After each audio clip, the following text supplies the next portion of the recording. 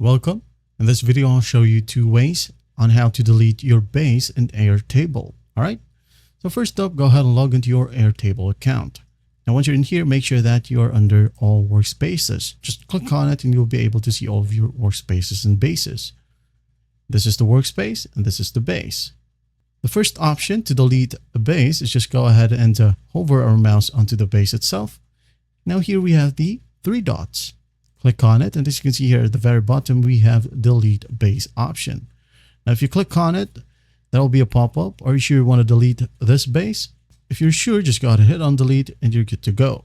Now, another option, let's say, for example, that you are in the base itself. All right. Now, to delete it, just go ahead and go to the top left. And here we have the drop down besides the name of the base. All right. Just click on it. Now, again, we have the three dots, and here we have the delete base option as well. Just click on delete base, and with the same set of prompts, if you're really sure, just hit on delete. And once done, the base under this workspace is now gone. Now, if you want to delete a workspace again with the three dots right here, just click on delete workspace. And there you have it. Well, I hope this video helps, and I'll see you in the next one.